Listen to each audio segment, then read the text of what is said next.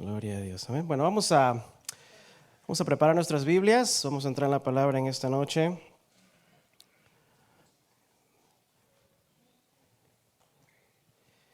Y vamos a continuar con nuestra serie La vida real de un creyente. Amén. Vaya abriendo su Biblia, por favor, en Mateo capítulo 5, por favor. Mateo capítulo 5.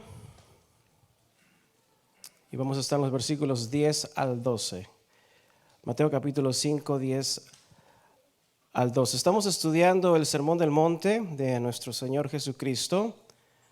Fue el primer mensaje público de Jesús. Fueron las 8 bienaventuranzas. Y aunque fue en un lugar público, no fue para todos. Porque las bienaventuranzas, como hemos aprendido, son para el cristiano porque describen el carácter de un creyente, ¿sí? A manera de recordatorio, cada bienaventuranza es muy importante y cada bienaventuranza es como una puerta, vamos a ponerlo así. Es una puerta que abrimos para conocer más en profundidad la vida del creyente. Cada área de nuestra vida, con cada bienaventuranza, abre una área más profunda en nuestro crecimiento con Dios. Y la primera puerta que aprendimos es Jesucristo, porque es la puerta en donde entramos reconociendo que somos pobres en espíritu. Esa es la entrada al reino de los cielos. Ahí exploramos nuestra carente necesidad y dependencia de Cristo. Y esto nos lleva a abrir la segunda puerta, que es los que lloran. ¿Sí? Ahí exploramos el lamento y el llanto por nuestro pecado, por la maldad, pero cuyas lágrimas, dice la Escritura, serán consoladas por Jesucristo. Estas lágrimas nos llevan a explorar una tercera puerta de la cual ya hemos hablado, la puerta de la mansedumbre. Ser manso, miren lo que voy a decir, ser manso es el poder de no poder hacer nada. ¿Sí? Ser manso es el poder de no poder hacer nada. Es decir, es poder hacer mi justicia, pero pongo mis derechos bajo el control de la humildad y de la sencillez. Mansos y humildes como Jesucristo, ¿sí? Y en ese estado de humildad seguimos abriendo puertas. Y abrimos la cuarta puerta, que es el tener hambre y sed de justicia. Es el buscar anhelante, desesperadamente, el hacer la voluntad de Dios. Y en ese espacio de hacer la voluntad de Dios, abrimos una quinta puerta. ¿Cuál es? Los misericordiosos, ¿sí? Allí en esta sección, en esta parte de nuestra vida, practicamos la benignidad en acción. Compartimos con otros la misma misericordia que se nos ha compartido o demostrado en Jesucristo. Luego de la quinta puerta abrimos la sexta puerta, que es la del limpio de corazón, ¿sí? Allí en esta parte nuestras motivaciones, nuestras intenciones de vivir para Cristo en este espacio son limpiadas con el agua de la palabra de Dios, ¿sí? Y luego de esta sexta puerta, ¿cuántas puertas hemos abierto, verdad? Luego de esta sexta puerta nos encontramos ahora con la séptima puerta, que es ¿cuál? Los pacificadores, ¿sí? Aquí nos movemos en un espacio en donde realmente no es la ausencia del conflicto, sino es la presencia de la justicia, ¿sí? Entonces hemos abierto 7 puertas. Y usted dirá, pero ay pastor, ¿tantas puertas? ¿Sí? ¿Y cuándo salimos de este laberinto terrenal? ¿Cuántos quieren salir de este laberinto terrenal? ¿O se quieren quedar aquí en la tierra? Ah, pues ustedes quédense. Yo quiero ir la octava puerta, ¿sí? Porque si ya hemos pasado por estas 7 puertas, ¿qué significa simbólicamente el número 7? Muy bien, perfección. Más adecuadamente, plenitud, ¿sí? Entonces, si hemos pasado por estas 7 puertas, estamos llegando muy cerca a la plenitud de Cristo. Es decir, estas 7 puertas de la bienaventuranza nos acercan más a la plenitud de Jesucristo. Pero tenemos que pasar por una puerta más. Diga, una puerta más. Tenemos que pasar por una puerta más. Pero diga, gloria a Dios. Porque es la puerta de salida. Es la puerta de, diga, escape. Es la puerta de escape, ¿sí? ¿Quieren abrir la puerta número 8? No van las otras porque son las del baño. ¿Sí? Ahí está. ¿Cuántos quieren abrir la puerta número 8? ¿Qué habrá detrás de la puerta número 8? ¿Habrá $1,000,000? Ahí sí sonríen. ¿Será un Ferrari? ¿Las vacaciones de tus sueños? ¿Cuántos quieren abrir la puerta número 8? Amén. Bueno, a ver qué nos tocó. Felices los perseguidos. Y ahora sí se les borró la risa de la cara. Bueno, cristianos, se ganaron una vida de persecuciones, una vida de ataques, una vida de críticas, se ganaron una vida de reproches, traídas a ustedes gracias a la perseverancia por seguir la causa de Jesucristo. Y pocos dijeron amén.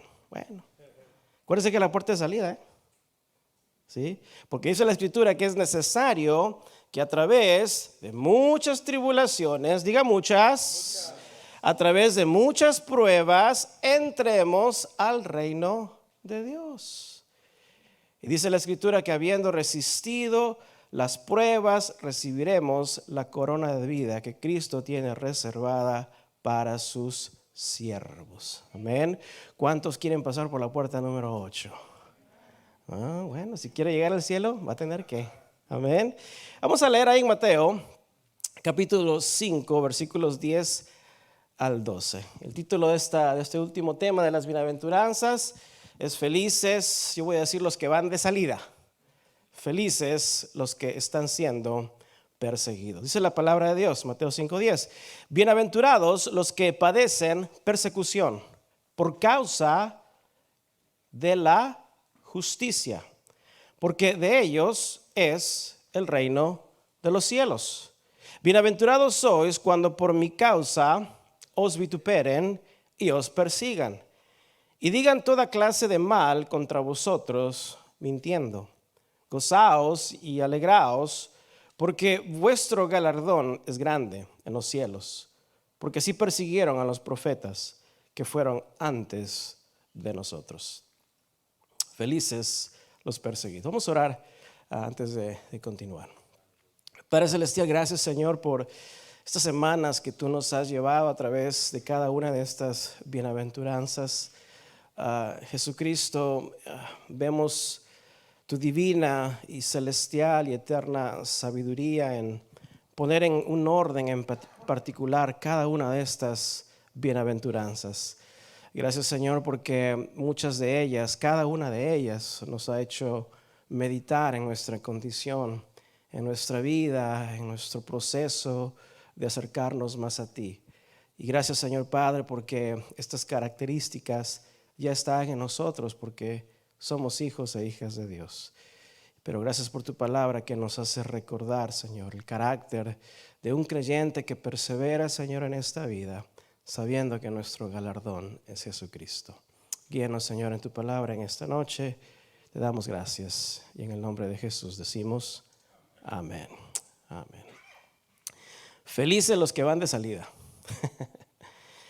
Por un momento quisiera que pienses en todo lo que amas aquí en la tierra, todo lo que es importante en tu vida. Piensa en tus hijos, tu familia, tu trabajo, tus bienes. Piensa en tu vida y todo lo que tienes y gozas en el presente. Y te quiero hacer una pregunta. ¿Qué prefieres? ¿Una corta vida de plenitud o una vida larga de sufrimiento?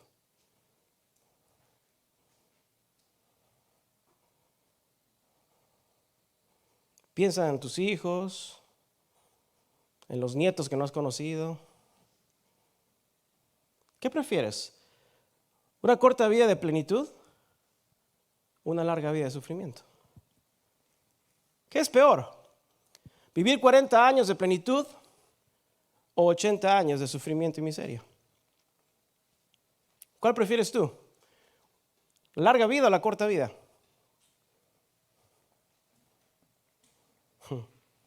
Quizás nuestro lado humano optaría por una larga vida. ¿Sí o no?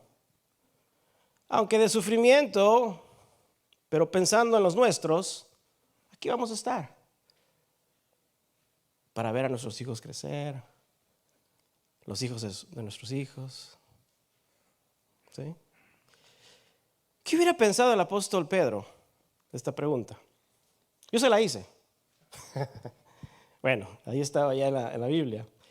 El apóstol Pedro tendría... ¿Por qué surgió el apóstol Pedro? Porque él tenía familia. Dice la Biblia que él tenía esposa, suegra. Era bendecido, tenía suegra. Él tenía esposa, tenía hijos. El apóstol Pedro, sin embargo, él hablaba de la esperanza de recibir al príncipe de los pastores, a Jesucristo. Pedro hablaba de recibir la corona incorruptible de gloria. Pedro hablaba de resistir con paciencia las tribulaciones. Era un hombre de familia. Pero su mirada no estaba en las cosas terrenales, a pesar de ser un hombre de familia. Su mirada no estaba en su estadía terrenal. Y él escribe en 1 de Pedro 5:10, mas el Dios de toda gracia, que nos llamó a su gloria eterna en Jesucristo. Cristo nos ha llamado a su gloria eterna, no necesariamente a una larga y placentera vida terrenal. Sin embargo, Pedro afirma que después que hayáis pasado un poco de tiempo, Él mismo os perfeccione, afirme, fortalezca y establezca. Pregunta, ¿cuándo es que seremos totalmente perfeccionados en Cristo? ¿Aquí en la tierra o en el cielo? En el cielo, estamos bien. ¿Sí? En la venidera, en la vida venidera. El apóstol Pedro no estaba hablando de una vida terrenal, fíjate, de largo sufrimiento, sino una vida celestial, porque somos llamados a la gloria eterna de Cristo, ¿sí dice? ¿Sí? Más bien la vida terrenal de un creyente es de un poco de tiempo en el padecimiento. ¿Alguno aquí sufre por la causa de Jesucristo? Vamos a aprender lo que es persecución. Pero Pedro estaba enfocado en esta realmente corta vida como cristianos, sufriendo por la causa de Cristo. ¿Por qué? Porque primeramente hemos sido llamados al reino celestial. La vida de un creyente es realmente un poco de tiempo en el padecimiento, porque la perfección la obtendremos en gloria. Esas palabras que usa Pedro ahí como afirmar, fortalecer y establecer, todas son sinónimas de ser confirmados en nuestra fe y establecidos. ¿Dónde vamos a ser establecidos? En el reino celestial. ¿Dónde va a ser confirmada nuestra fe? ¿Aquí en la tierra o en el cielo? En el cielo, ahí será confirmada nuestra fe. En el reino de Dios. Con esto Pedro responde la pregunta: Pedro, ¿qué prefieres? ¿Una vida corta y plena o una vida larga de sufrimiento? Y Pedro responde: yo prefiero una corta vida plena, aunque en el sufrimiento, porque la plenitud de nuestro sufrimiento es Jesucristo. ¿Sí? Y según las promesas y las palabras de Cristo, aunque siendo una corta vida y de padecimientos, Jesús dijo, es una vida de bienaventuranza. Felices los que padecen persecución por la causa de la justicia de Jesucristo. Es una corta vida de sufrimiento, pero una corta vida llena de la plenitud de Jesucristo. Bienaventurados los que sufren por la causa de Cristo.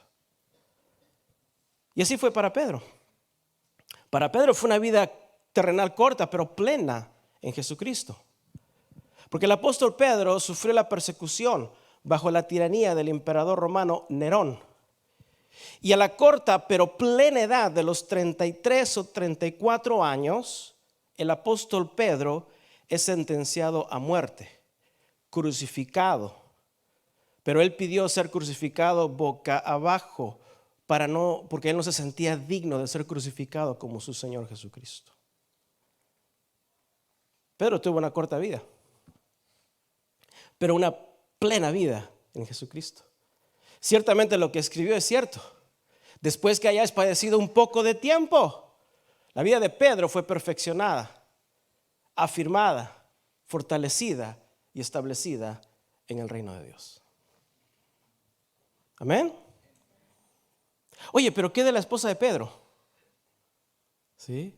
Bueno, el escritor de historia romana Clemente de Alejandría, en el segundo siglo, escribe lo siguiente. Este es un historiador y mira cómo lo escribe. Se cuenta que el bienaventurado Pedro, cuando vio que su propia mujer era conducida al suplicio a ser ejecutada, se alegró por causa de su llamada. Al ser llamados, ¿qué? A la gloria eterna. Y de su retorno a la casa celestial. Y Pedro gritó fuerte para animarla y consolarla, llamándola por su nombre y diciendo: oh tú, acuérdate del Señor. Tal era el matrimonio de los bienaventurados y la perfecta disposición de los más queridos.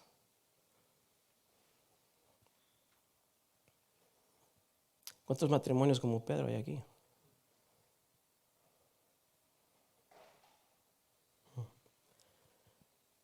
Estos eran los queridos del ministerio del Evangelio. Una corta vida, sí, en el sufrimiento por la causa de Jesucristo, pero en ese sufrimiento somos bienaventurados. Es una plena vida en Cristo. Sin embargo, hoy en día vivimos otra realidad. El pastor escocés del siglo XIX, George MacLeod, dijo: la peor crítica en contra de la iglesia de hoy es que no hay realmente persecución, porque en realidad no hay mucho que perseguir.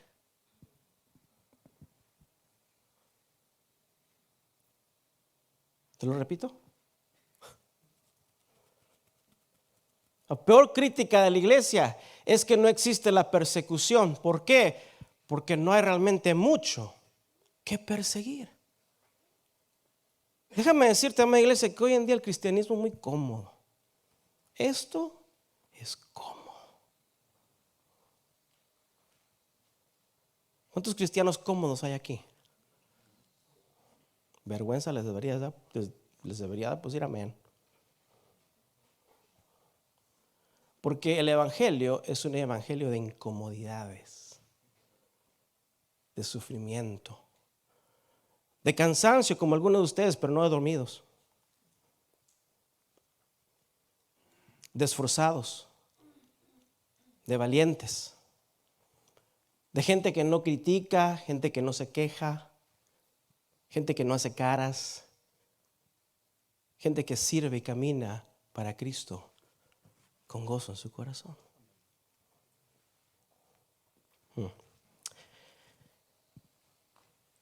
Jesús dijo en el versículo 10: bienaventurados los que padecen persecución. No si es que alguna vez vas a padecer persecución. ¿Así dice Jesús? No.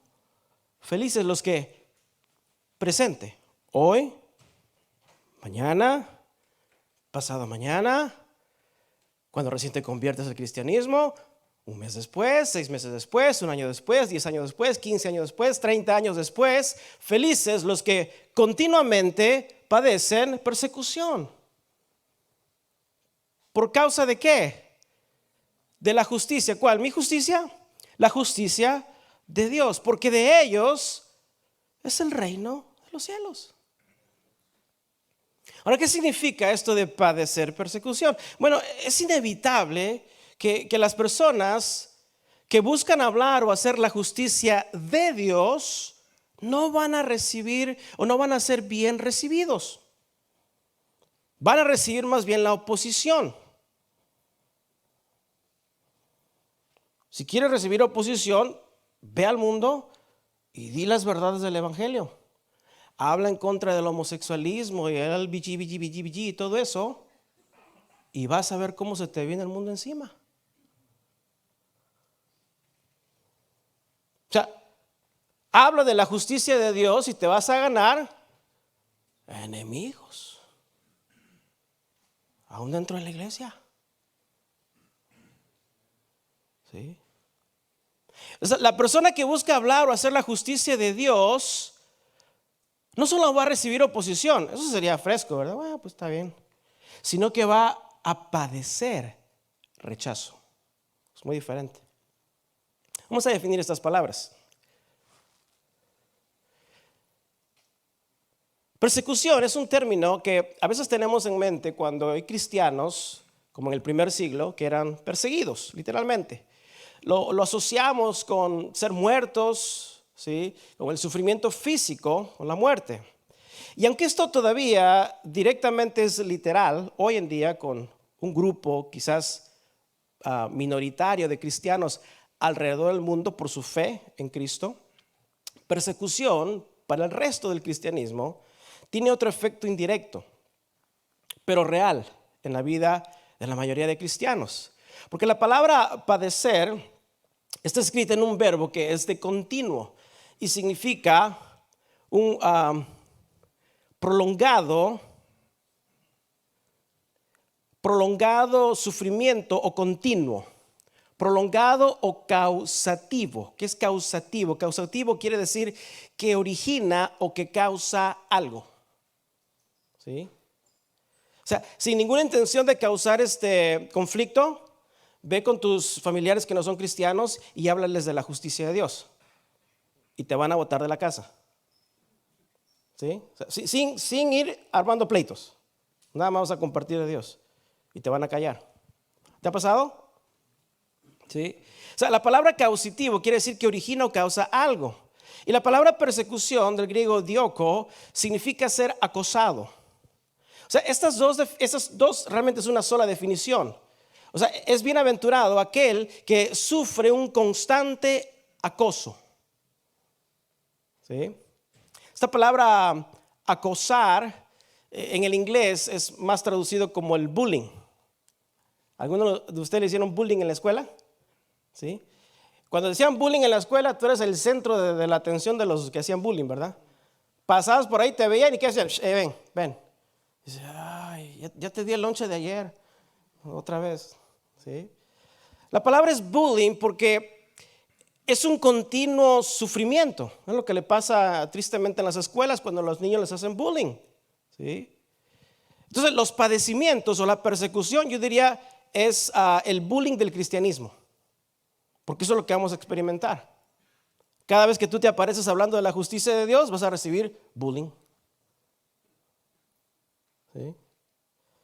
El creyente que habla de la justicia de Dios es el constante target, es el centro de las aflicciones, de la persecución, del rechazo, que busca ¿qué? Intimidarlo, dañarlo, hacerlo sufrir.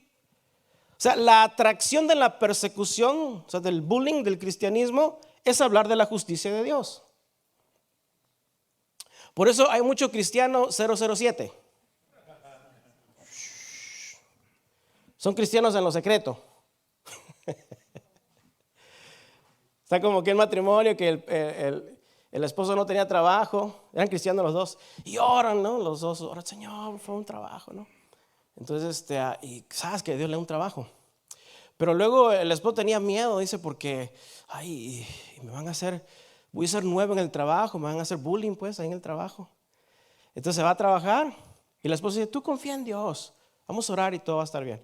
Se va al trabajo, ¿no? Regresa, le dice a la esposa, ¿cómo te fue? Excelente, no me hicieron bullying para nada. Gloria a Dios. ¿Y les dijiste que eres cristiano? No, no les dije nada. Así en secreto no me hacen bullying, dice. ¿Sí? Es decir, la atracción de la persecución actúa ese bullying en el cristiano. ¿Sí? Ese constante acoso. Es decir, ¿se acuerda? Aprendimos en la séptima bienaventuranza que un pacificador o ser un pacificador no es tener la ausencia de conflicto o la completa tranquilidad. Pacificador es tener la presencia de la justicia. ¿Sí? Es hacer lo justo, es cuando la justicia se manifiesta, es actuar con justicia o el simple hecho de hablar con la rectitud de Dios es lo que a veces va a causar conflicto.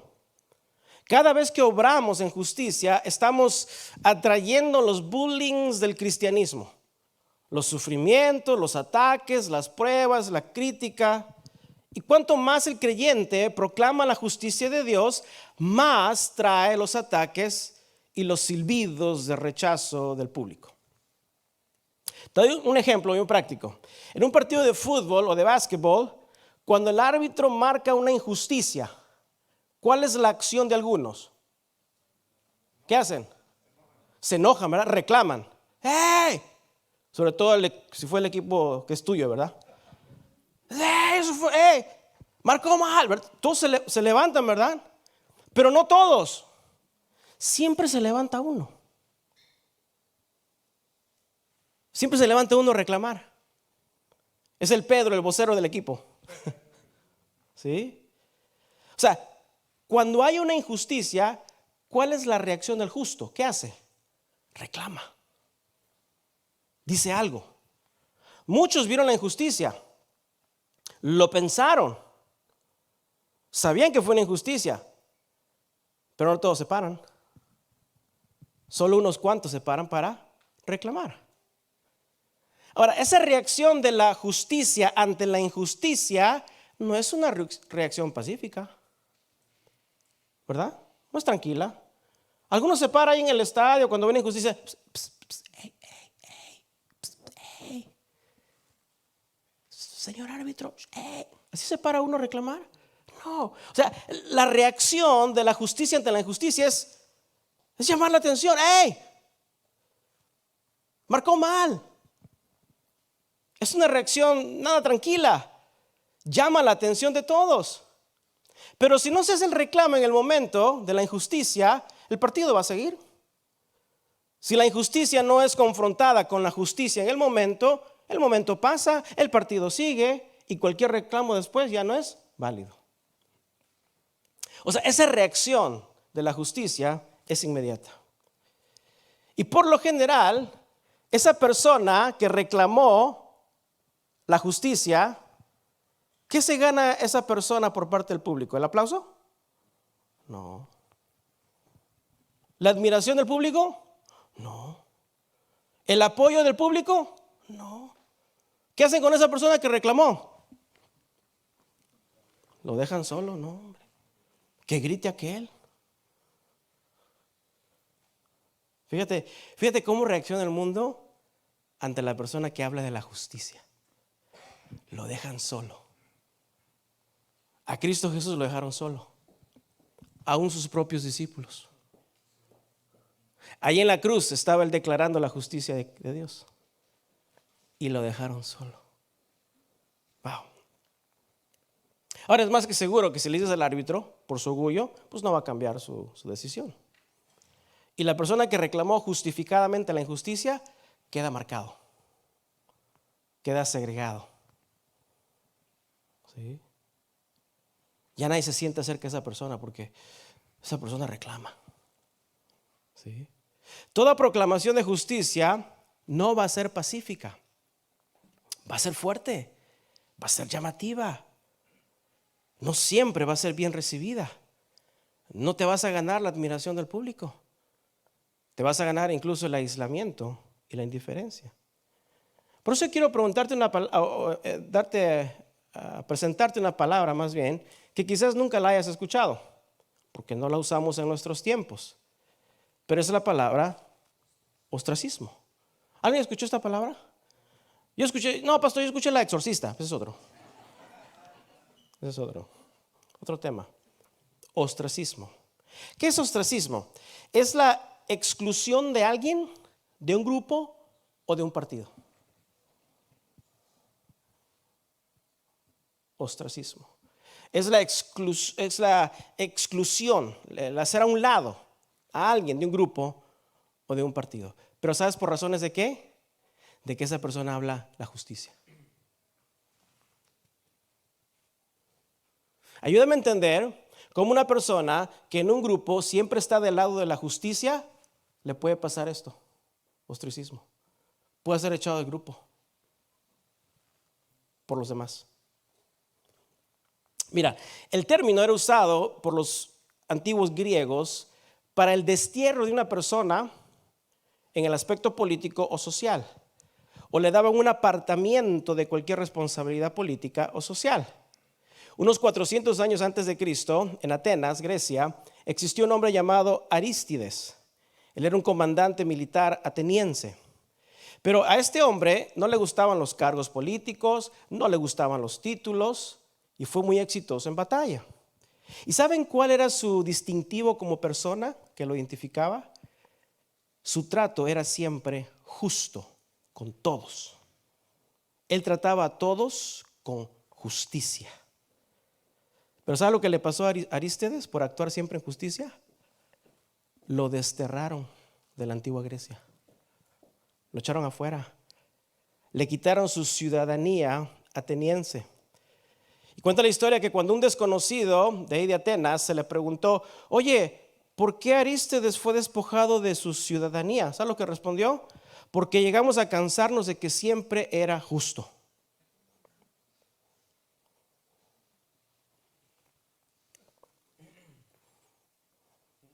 ¿Tú te cansarías de una persona que siempre actúa con justicia?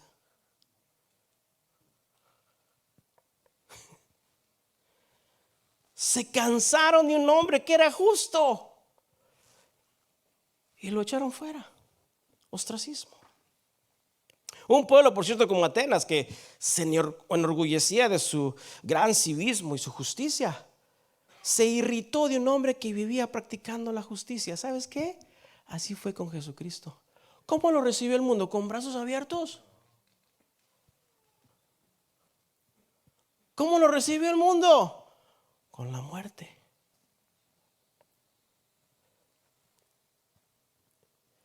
Un ejemplo muy práctico en el día de hoy, en el círculo laboral. Nunca hay una persona ahí en tu trabajo que siempre tiene que hacer todo como dicta la ley. O sea, no, la medida es así y así, todo lo justo. ¿Te ha tocado uno? Que siempre actúe en justicia. No, hay que reportarlo, tiene que ser así, así, y está bien, así debe ser. Pero ¿qué hacen con esa persona? El resto lo apartan. Ostracismo. Lo apartan. Incluso hasta le quitan ciertas responsabilidades. Ya no le incluyen en las reuniones. No, ese mide todo. No lo llames. Vamos al lunch. No le invites porque es media hora y tú sabes, nosotros queremos ir por una hora y aquel va a estar media hora. Tenemos que regresar. ¿Y qué hacen? Ahí está, lo sacan. Ese no. Ese es muy justo. Sí. Pero como el grupo, la mayoría, pues quiere lo suyo, ¿verdad? Le gusta la injusticia. El que es justo, ¿qué? Va a un lado. Lo apartan del círculo social. Lo mismo ocurre con el creyente que habla de la justicia de Dios. Si tú eres parte de un grupo que hace injusticias, como dicen en Perú, I don't know.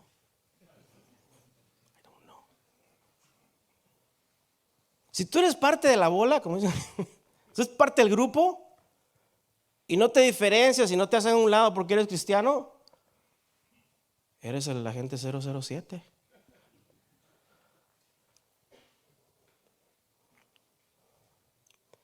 Por justicia, el cristiano es apartado de los demás. Pero es una buena señal. Es una buena señal porque eso quiere decir que somos bienaventurados. Ahora, por justicia no estamos hablando exclusivamente de la justicia moral y espiritual. Eso se sobreentiende, que en el mundo debemos ser diferentes, viviendo espiritual y moralmente en la rectitud de la justicia de Dios. Así debemos vivir. Pero justicia, también estamos hablando de todo acto en general del trato justo de Dios, aún dentro de la iglesia. Porque Dios no hace acepción de personas. ¿Sí? Dios no hace acepción de personas. Él es justo, parejo, equitativo en su trato para contigo. Aunque seamos injustos, Dios es justo. Amén. Entonces, Cuando hablamos de justicia, no estamos hablando nada más del aspecto moral y espiritual, que sí debemos hacerlo. Eso es lo blanco y claro de la Biblia. Pero nos olvidamos a veces de las injusticias que nos hacemos entre nosotros.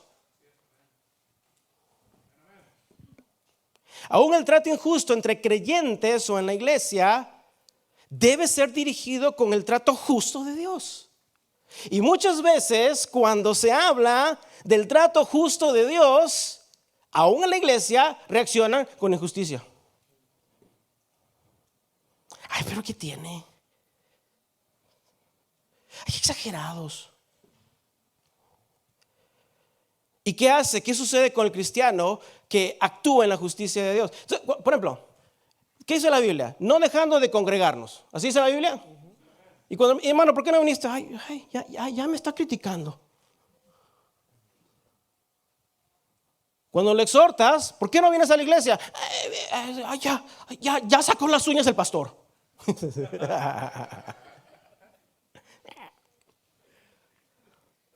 O sea, aun cuando confrontas la injusticia con la justicia de Dios, ¿eres qué? Te echan las miradas. Muy bien. Ostracismo. Están aprendiendo. El cristiano recibe las miradas, lo apartan. Pues no viene con el pastor, piensan que les voy a regañar todo el rato. Y razones tengo. Por ejemplo, donde el amor de Cristo entre creyentes se ve que a veces es preferencial, pues hay que llamar la atención. ¿Con qué? Con el justo amor de Dios, que es para todos, por igual.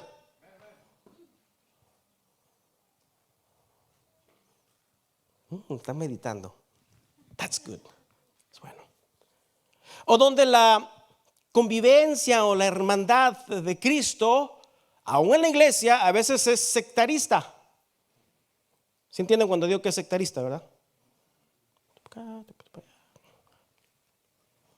Todos como imán se juntan con su propia gente. Yo estoy como el opuesto. Apártate, porque yo quiero juntarme con todos. Así debemos ser. Pero a veces es comprometida esa hermandad, esa unidad en Cristo. Y hay que llamar la atención. No. ¿Con qué llamamos la atención? Con el justo convivio que Cristo como cabeza tiene con todo el cuerpo que es la iglesia. ¿O acaso Dios prefiere las manos? ¿O el pie? ¿O el corazón? No, Dios ama todo su cuerpo, a la iglesia. Convive con todo su cuerpo, que es la iglesia de Cristo. O cuando el trato entre creyentes es déspota, cuando existe abuso de autoridad o cualquier tipo de injusticia, se tiene que invocar la justicia de Dios. Y a veces no es bien recibida, porque el que habla, es criticado. Como algunos de ustedes están pensando ahorita, hoy es jueves, ya me está regañando el pastor. Ni siquiera hemos llegado al domingo.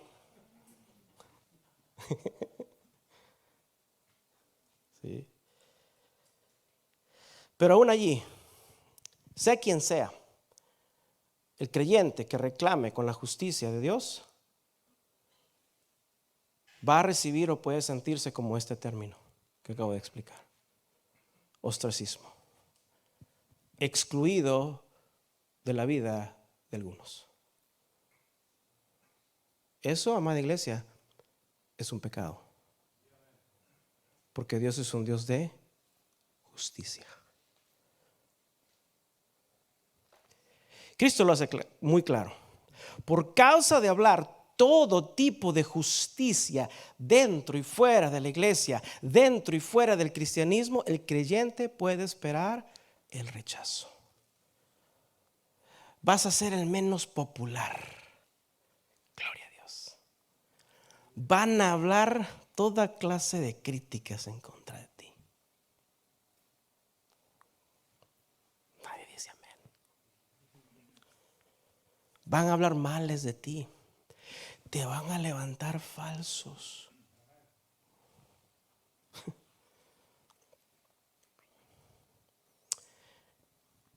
Era lo que estaban haciendo con Pablo dentro de la iglesia de Corinto. Ahí está, ahí lo hemos estudiado. ¿Sí? Pablo habló, ¿se acuerda de peligros? Entre falsos hermanos. ¿Y dónde están los falsos hermanos? ¿Dónde? En las iglesias. Oh, ¿en serio, pastor? Sí. ¿Aquí hay falsos hermanos? Yo no sé. No se miren raro entre ustedes. Pregúntale al que está detrás, ¿tú eres falso? Confróntalo con la justicia de Dios. ¿Serás de los verdaderos? ¿Te llamas Judas? No. Ya luego van a sacar que Señor te reprende. Cálmense. Ok, Pablo habló de peligros entre falsos cristianos, ¿sí? Dentro de una iglesia. Entonces, persecución no es simplemente algo directo. No siempre es una maldad, un ataque directo del mundo. Muchas veces será una reacción indirecta del mundo o por gente dentro de la iglesia, ¿sí? Vas a tener que vivir en el rechazo de las personas. Porque a nadie de nosotros nos gusta ser rechazados, ¿sí o no? Todos queremos ser ¿qué? Aceptados. Por eso no hablamos las justicias de Dios, para no levantar polvo. ¿Sí? Pero por hablar de la justicia de Dios, vamos a recibir el antagonismo, el ostracismo. ¿Sí? Vamos a ser excluidos de ciertos grupos, tristemente, ciertos círculos. Aún dentro del cristianismo, esta iglesia se esfuerza por predicar la verdad de la palabra de Dios. Pero hay muchos que vienen y bueno, la palabra los ofenden y se van. A nosotros que de cosas no nos han escrito. Pero es confirmación de que estamos hablando con la justicia de Dios. Amén. ¿Sí? Actuar en justicia nos hace ser el círculo del blanco del acoso y de la hostilidad de las personas. Porque así fueron con Jesucristo. A donde Jesús iba, Él hablaba con la justicia de Dios. ¿Y qué se formaban? Tumultos, crítica de la gente. El mundo, el pecado, no reacciona nada bien ante la justicia y la santidad de Dios. Y a los creyentes se nos ha encargado el deber de hablar de la justicia de Dios y por ende recibir un constante acosamiento de la maldad. Por eso en esta última puerta, 3 cosas sobre el acoso del cristianismo, sobre la persecución, que son ciertas y que no nos debe sorprender. Número 1, la persecución debe ser esperada. Amén. Si no te llega la persecución, el acosamiento, el bullying del cristianismo, es que no estás hablando o haciendo la justicia de Dios. Tú puedes ser muy neutral. Neutral no quiere decir que estés haciendo el bien. Neutral es tan mal como no hacer nada. ¿Sí? Entonces, si no estás hablando de la justicia de Dios, pues no. Esta séptima o octava puerta no se te va a abrir. ¿Sí? Entonces, la persecución debe ser esperada. Número 2, la persecución debe ser aceptada. Amén. Se está volviendo más difícil estos amenes. Número 3, la persecución debe ser, gloria a Dios, centrada en Jesucristo. Amén. Ahora, antes de entrar y de hablar de esos 3, tengamos cuidado que debe ser por la justicia de Dios, no tu justicia o no tu injusticia. Voltea con el que está a tu lado, debe ser por la justicia de Dios. ¿Okay? Esta última puerta de la persecución, que es la puerta ya de salida, gloria a Dios, viene como resultado de haber entrado en esas otras 7 primeras puertas de la bienaventuranza. Las pruebas o la persecución que surgen vienen porque precisamente hemos pasado por aquellas puertas de las bienaventuranzas. Cualquier persecución o cualquier prueba que tú pases por tu comportamiento injusto, esas no son bienaventuranzas, esas son bien merecidas. Por eso hay un texto bíblico, bueno, no bíblico, el mío, ¿no? Bien merecidos son los que padecen por sus injusticias. David 1:1. No, 1 o 2, porque ya creo que tuve un versículo anterior. No me acuerdo cuál es. ¿Sí? Cualquier persecución, porque no digas, ay, estoy pasando persecución. Mira, les cuento una anécdota que leí. Era una historia que un joven llamó a una radio cristiana, ahí de su área. Le llamó a la radio durante la pandemia para contarles que en ese preciso momento que él estaba llamando, estaban siendo atacados y pasando persecución. Aquí en los Estados Unidos, en una ciudad de Estados Unidos. Entonces él llama a la radio cristiana y dice, hermanos, dice, nuestra iglesia está siendo perseguida por las autoridades locales. Dejamos de reunirnos en la iglesia como nos pidieron y ahora estamos reunidos aquí en casa. Pero hasta aquí han llegado a la puerta de nuestra casa las autoridades y están toque la puerta y no les vamos a abrir. En lugar de eso nos hemos puesto a cantar alabanzas a Dios y estamos orando y cantando y alabando al Señor y no les vamos a abrir la puerta. Y el locutor de la radio dice, wow, dice, gloria a Dios, hermanos, perseveren, estamos con ustedes, permanezcan fieles. Eso es la persecución en América. Ustedes sigan adelante. Somos testigos, aquí lo estamos escuchando en la radio, orando por ustedes, hermanos. Entonces, mientras toda esa conmoción está pasando en ese momento, un vecino del área que vio a los inspectores de la ciudad tocando la puerta de esta casa, se puso a buscar en la radio por las noticias y se topa con esta radio cristiana. Y está escuchando todo lo que está pasando. Entonces este vecino llama a la radio y dice, oye, dile a los que están en casa, en esa casa, que por favor muevan sus carros. La ciudad acaba de llegar para decirles que muevan sus carros porque están bloqueando todas las entradas de las casas y no nos dejan parquear en nuestras casas. Así que la ciudad no está allí porque no quieren que alaben a su Dios ni nada, sino porque están haciéndonos un mal, quitándonos nuestro estacionamiento y quebrantando la ley.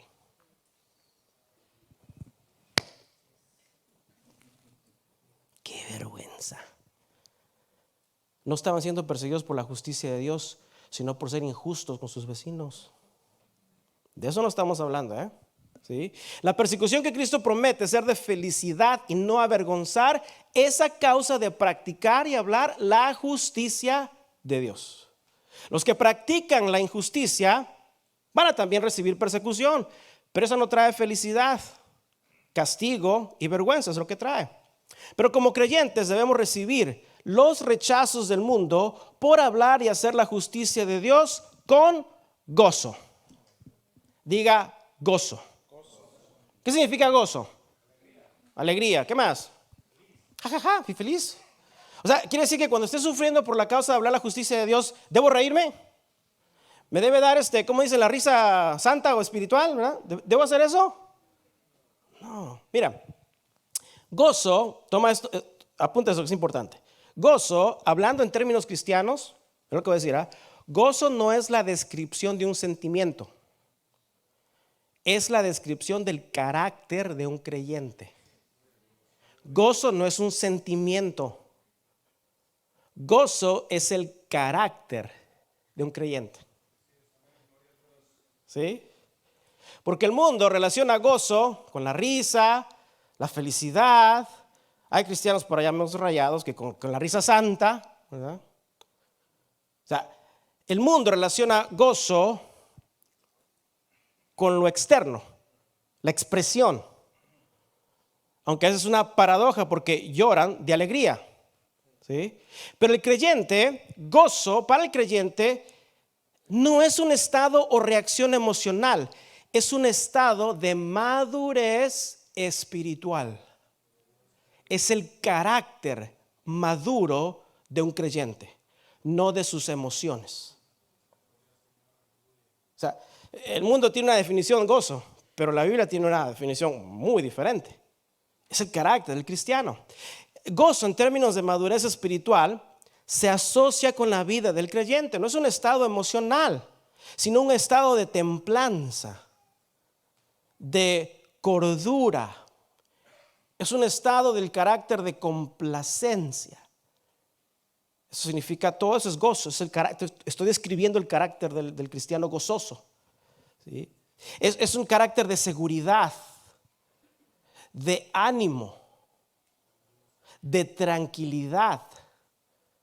Vienen las pruebas, vienen los ataques y el cristiano no reacciona. No.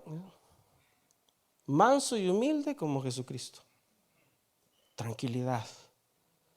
El gozo de un creyente es la tranquilidad, y mira la palabra que voy a añadir, y el contentamiento del alma. Quizás a veces últimamente estoy hablando algo fuerte, ¿sí? ¿Verdad que ninguno se ha ofendido? No, ya ves, ya los ofendí. Pero yo estoy consciente que delante del Señor mi corazón tiene gozo. Porque no es un aspecto emocional, es un carácter interno, es la tranquilidad y el contentamiento del alma, aquí en mi corazón. No son las carcajadas o sonrisas de la boca. Ese contentamiento del corazón viene a raíz de que tenemos una relación con Jesucristo, con el príncipe de paz, el pacificador. Entonces viene lo que vengan por hacer la justicia de Dios y hay paz en mi corazón, hay gozo, hay tranquilidad, hay cordura, hay seguridad, hay complacencia, hay ánimo, hay tranquilidad. Por eso la séptima puerta era importante, porque solo un pacificador, el que ha pasado por aquella séptima puerta, puede experimentar supremo gozo, como dice Santiago. Supremo gozo, dice, cuando se hallen en diferentes pruebas, sabiendo que la prueba de vuestra fe produce paciencia. ¿Y entendemos mejor esta palabra gozo? No tengo que estar riéndome para demostrar que tengo gozo en mi corazón. Gozo es un reflejo del carácter maduro del creyente en la persecución. Así que la persecución, número uno, el acosamiento del cristiano debe ser esperado. ¿Cuándo? ¿Cuándo? No, ¿cuándo? Cuando tú hables y te comportes con la justicia de Dios. Porque si no haces nada, no te va a pasar nada. El cristiano que no hace nada es happy, pero según el mundo. El cristiano que habla la justicia de Dios es bienaventurado. Es muy diferente, porque va a recibir el acoso del mundo. Por eso, cuando nosotros practicamos en todo sentido la justicia de Dios, cuando actuemos o cuando hablemos de ser justos con Dios y justos los unos con los otros, debemos esperar ¿qué? Persecución. ¿Okay? Por lo tanto, número dos, las persecuciones deben también ser aceptadas. ¿Por qué? Porque es una de las más grandes bienaventuranzas. Es la que nos lleva al cielo. Es la que nos lleva a la gloria. ¿Sí? Muchas veces parece que soportar el peso del rechazo, de las calumnias, de la indiferencia, honestamente se los decimos por nosotros mismos, por la causa de la justicia de Cristo, a veces es muy pesado de llevar. Y parece que no podemos. ¿Sí? Es duro. Pero ¿sabes quién nos da el peso de nuestra resistencia? ¿Sabes quién? Cristo. Por eso Cristo dijo en Lucas capítulo 10 que el que a vosotros oye, a mí me oye, dijo Jesús. Y el que a vosotros desecha, a mí me desechan. Y el que me desecha a mí, desecha al Padre que me envió. Por eso como creyente, cuando actúes en la justicia de Dios, te lo voy a decir para que entiendas, don't take it personal. No lo tomes personal. Si estás viviendo en el carácter y la justicia de Cristo, el mundo, las personas no te rechazan a ti, sino a Cristo. Y peor aún, a aquel quien le envió. Amén. Él es nuestra fortaleza. Él nos da el peso de la resistencia. Cuando somos odiados, calumniados, afligidos como cristianos, la verdadera hostilidad no es contra nosotros, sino en contra de Jesucristo. Cuando actuamos en la justicia de Dios, podemos entonces aceptar el acoso del mundo. Y no solo del mundo, pero de los círculos religiosos que buscan su propia injusticia o su propia justicia, pero no la de Dios. Porque detrás de la justicia de Dios está Cristo, quien es la palabra fiel y verdadera. Si tú te paras en la justicia de Dios, no tienes nada que temer, no tienes que temer al hombre. Porque si estás parado sobre la palabra, la roca firme que es Cristo, la justicia de Dios, Cristo mismo te sostiene. Cristo mismo te fortalece. Cristo mismo te levanta. Cristo mismo te edifica. Cristo mismo te ayuda con esa mano poderosa a que perseveres en contra de la tormenta. Amén. Detrás de la justicia de Dios está Cristo, el poderoso, la palabra fiel y verdadera. Por eso cuando somos despreciados, atacados, apartados, la fuerza que nos sostiene es Jesucristo. Es su Espíritu Santo y es la palabra de verdad. Por eso la persecución siempre es sufrimiento, pero no todo sufrimiento es persecución. Ya hemos establecido que hay sufrimientos a causa de nuestros propios errores. Pero hay sufrimientos que Dios permite para nuestro crecimiento de fe, para nuestra madurez, para nuestro crecimiento espiritual. Pero este tipo de sufrimiento del que habla Jesús por la persecución es más directo. Es un ataque que se siente en el alma. Es intencional. Es inevitable si es que vas a hablar de la justicia de Dios. Por eso, este versículo, cuando Jesús habla del yugo en Mateo capítulo 11, o sea, la persecución es el yugo por llevar la carga de la justicia de Dios. Acuérdate que se nos ha encomendado ser ¿qué? Embajadores. ¿Y qué habla un embajador? De la justicia de Dios. Eso es algo que se nos ha encomendado. El yugo es un instrumento que une a dos en una misma labor. Por eso hay dos allí. ¿Sí? Es un símbolo de esclavitud, de humildad, de mansedumbre, pero es sobre todo un símbolo de unidad, dos haciendo el mismo trabajo. ¿Y dos son mejor que uno? Es estar unido con alguien quien es esencialmente igual a lo que tú eres en Jesucristo.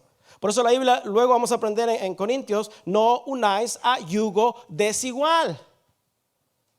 Por eso es importante estar unido a yugo igual, a alguien que está unido en esencialmente alguien como tú. Y esa otra persona que lleva la carga de las aflicciones por la persecución juntamente contigo, ¿sabes quién es? Jesucristo. Él está allí.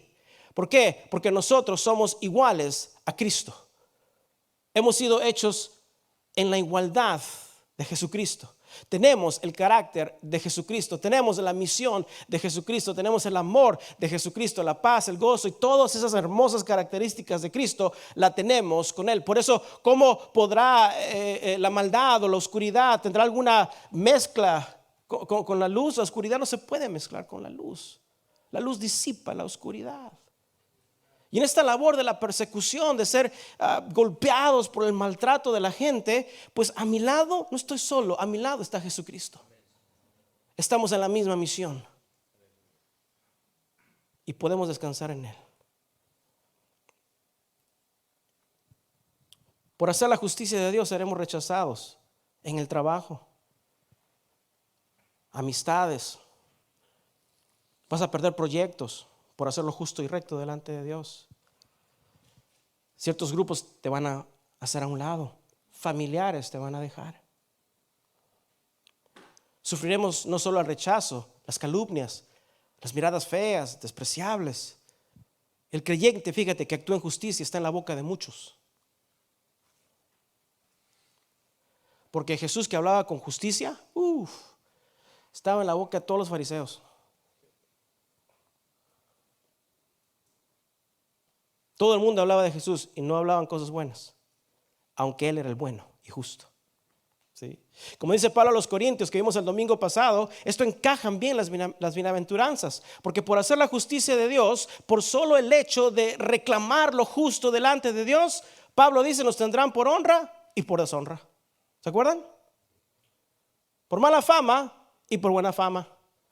Como engañadores, pero veraces. Como desconocidos, pero bien conocidos. Como moribundos, mas he aquí vivimos. Como castigados, mas no muertos. Como entristecidos, mas siempre, ahí está, gozosos. Como pobres, mas enriqueciendo a muchos. Como no teniendo nada, mas poseyéndolo todo en Jesucristo. Bienaventurado el que habla la justicia de Dios. Podemos esperar la persecución, podemos aceptar la persecución, porque la persecución centrada en Jesucristo hace que el yugo se haga más fácil, que nuestra carga sea ligera. Te voy a decir una cosa que quizás te sorprenda. Un avivamiento no purifica una iglesia. Porque en un avivamiento no siempre hay verdaderos creyentes. Pero la persecución a causa de la justicia de Cristo sí purifica a su iglesia. Porque solo los que son de Cristo permanecerán.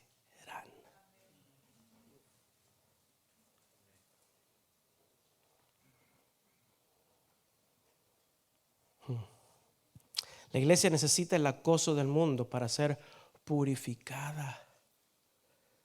Pero la iglesia necesita actuar en la justicia de Dios. ¿Para qué? Para poder ser perseguida.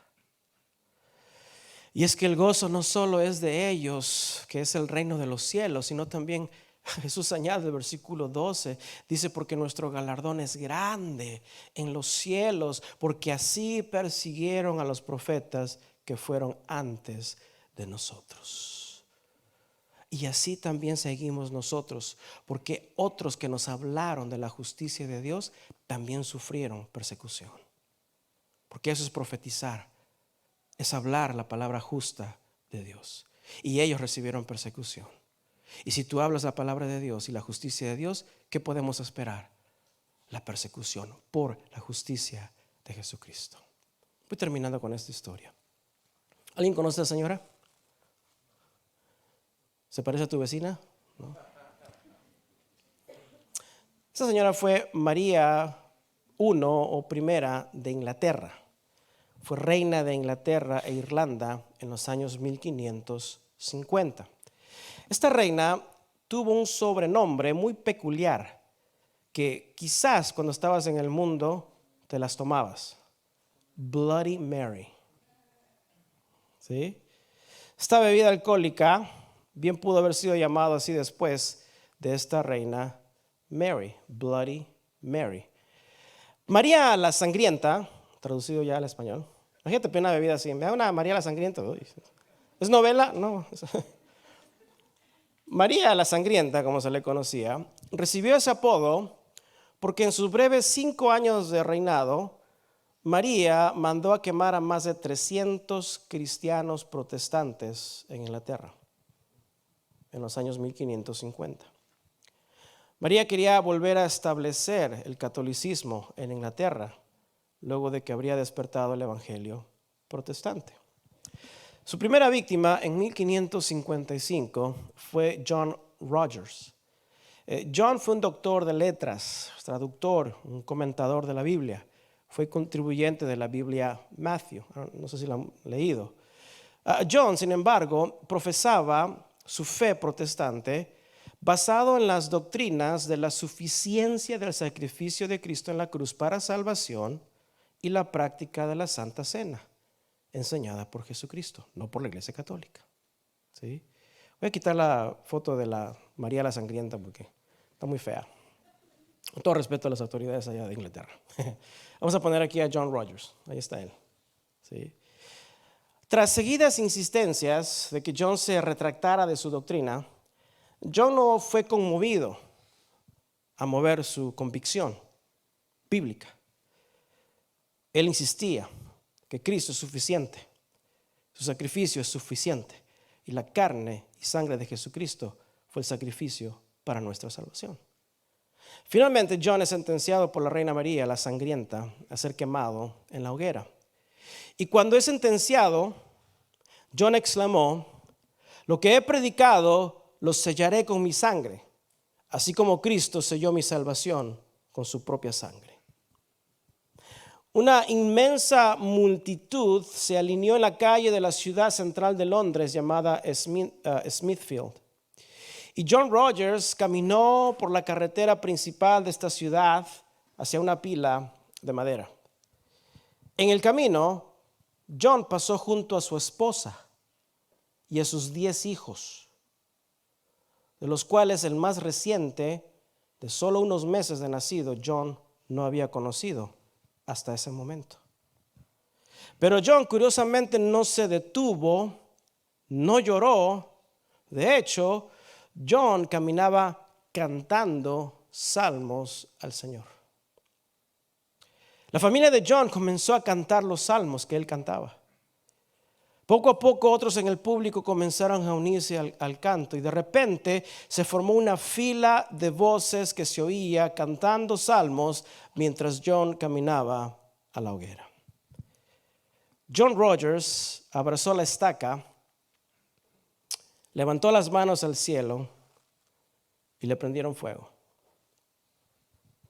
En la audiencia estaba el embajador de Francia, quien escribió a su país la escena que él estaba presenciando. Y esto fue lo que él dijo. Este día se realizó el sacrificio público y solemne de un doctor de letras y predicador llamado Rogers, quien fue quemado vivo porque resistió o persistió en sus opiniones. Pero al ser conducido a su muerte, fue alentado por los cantos de muchos. Incluso sus propios hijos lo ayudaron, consolándolo de tal manera que parecía que Rogers estaba siendo llevado a un altar. Él dice, era tan ceremonioso que pensaría que estaba presenciando una boda nupcial. No había llanto, solo contentamiento. Como resultado, el primer mártir del reinado de Mary o María la Sangrienta, a él se le dio el título de el mártir feliz. Y dice el relato, él dice, ¿cómo puede una madre traer a sus 10 hijos para presenciar la quema de su padre y alentarlo en el camino? ¿Cómo puede un hombre mirar a la muerte y cantar un salmo?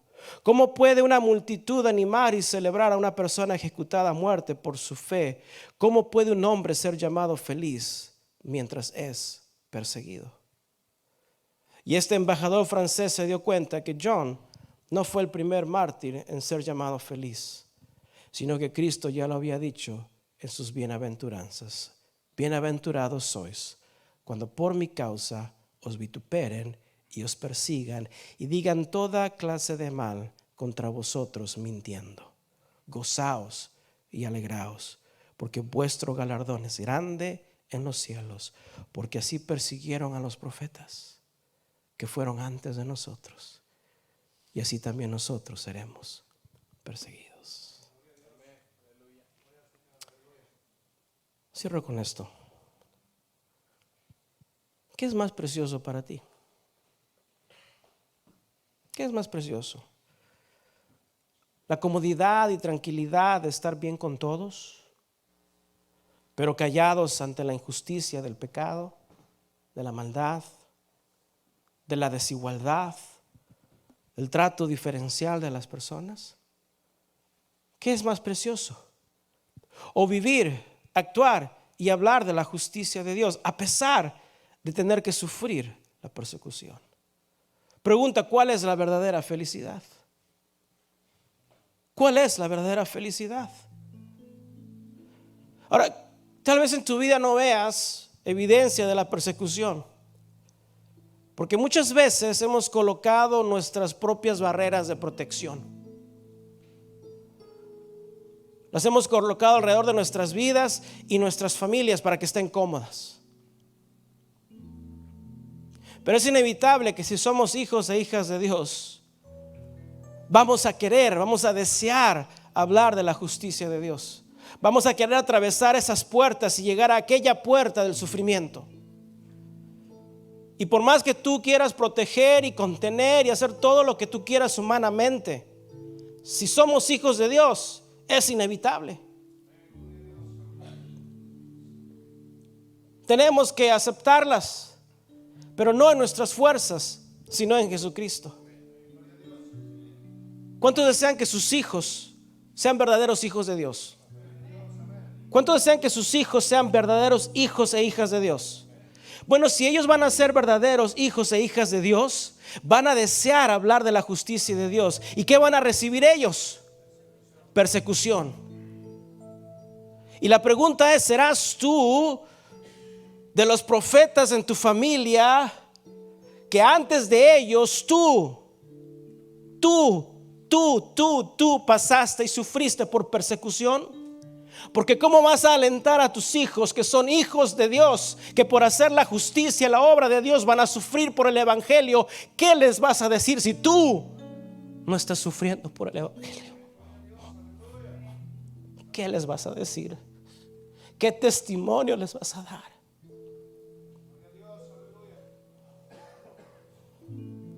Dejemos de sobreproteger a nuestros seres amados, porque si son hijos e hijas de Dios, bienaventurados son.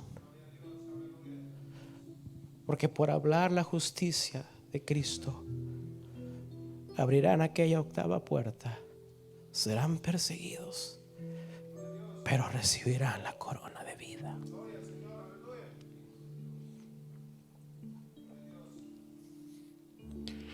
Como padres, como ejemplos de los que han de venir, ¿qué consejo les daremos si nosotros no estamos sufriendo por la causa de Cristo? No digo que buscamos el sufrimiento, pero inherentemente por hacer la justicia de Dios, recibiremos los golpes del mundo.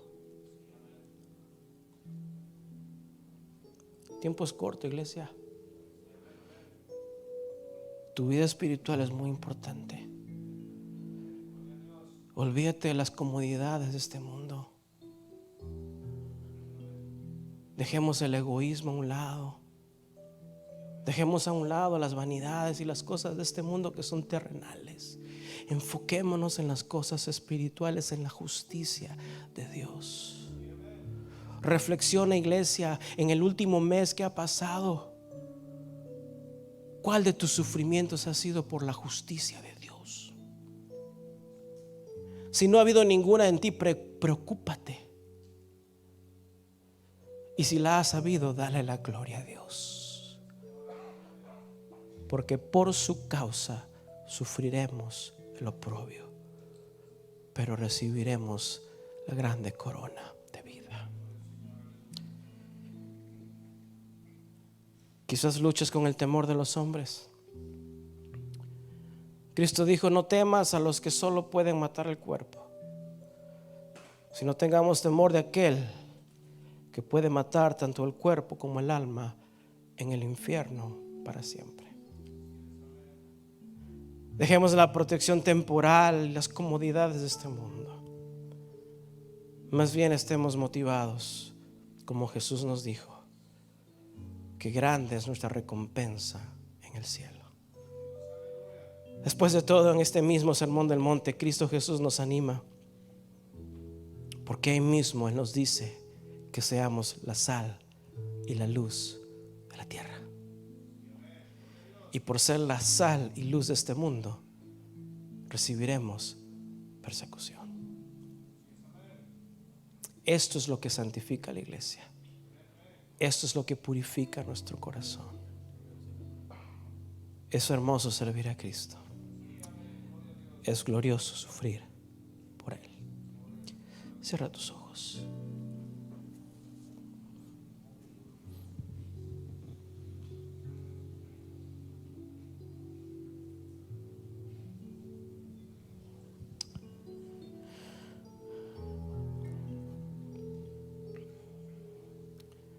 Podemos estar de acuerdo que aún en nuestro sufrimiento de Cristo no hemos logrado lo mejor, sino que no hemos hecho lo suficiente para Cristo.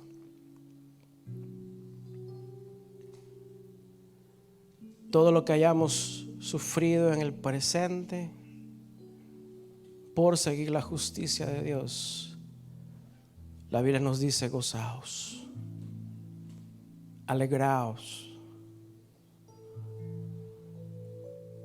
porque todo ese sufrimiento nos dice que somos parte del reino de Dios. Y si sabes en tu corazón que el Espíritu Santo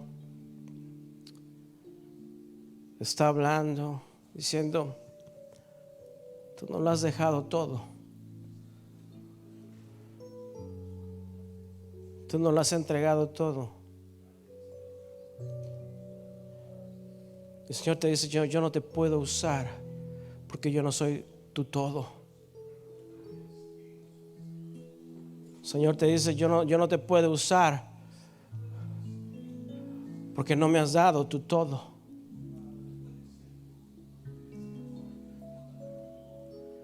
Y si deseamos entrar por esta última puerta, que es la entrada para gozar de la eternidad de Dios, para ser perfeccionados en Cristo, si deseamos entrar por aquella puerta para ser afirmados, fortalecidos y establecidos en Jesucristo, significa que tenemos que renunciar a todo en este mundo.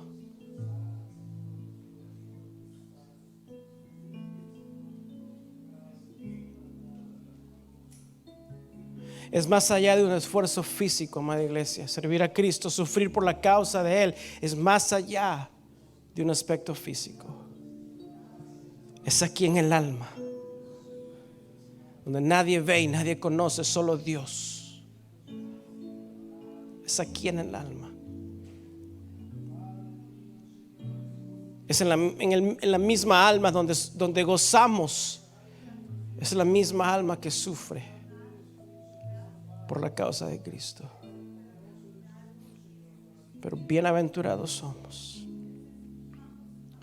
porque por la causa de Cristo seremos tratados con indiferencia. Padre, gracias, Señor, por tu palabra en esta noche, porque reafirma, Señor, en nuestro corazón los golpes, Señor, que hemos recibido por hablar de la justicia, de tu justicia. Y tu palabra nos alienta, Señor, a mirar a Cristo, sabiendo, Señor Padre, que los sufrimientos por su causa, oh Señor, nos van perfeccionando, que es solo por un corto tiempo, Señor, pero será una vida de plenitud en Cristo.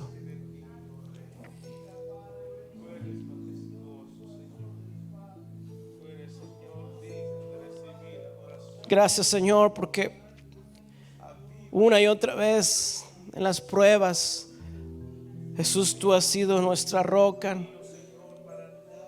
columna, Señor Padre, de nuestra fe,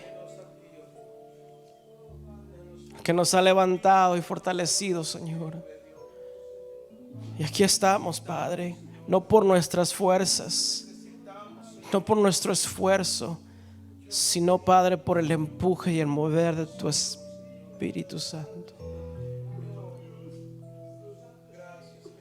Gracias, Señor Padre, por las fuerzas. El yugo es fácil contigo, Señor, es ligera la carga. Podemos recibir, Señor Padre, el antagonismo del mundo, Señor, porque hemos sido recibidos por Jesucristo.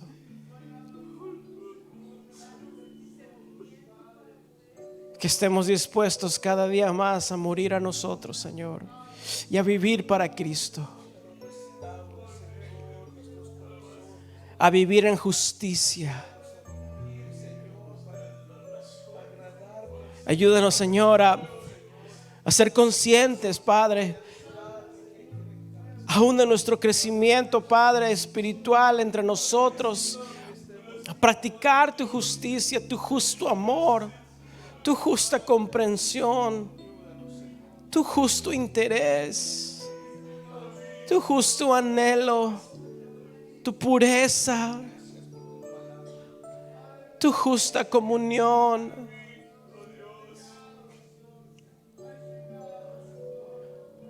Limpia, Señor, nuestros corazones. Que cada bienaventuranza, Señor, abra una mayor profundidad, Señor, de poder vivir y ser como Cristo. Ayúdanos, Señor. Qué triste, oh Padre, escuchar el concepto del mundo, de la iglesia, que no hay persecución porque no hay nada que perseguir. Pero Oh Jesucristo, en esta noche, aquí estamos, Señor, tu iglesia, Padre. No vamos a callar. No callaremos de hablar de tu justo juicio.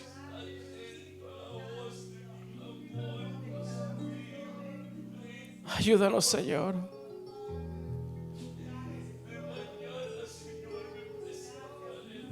Ayúdanos, Señor.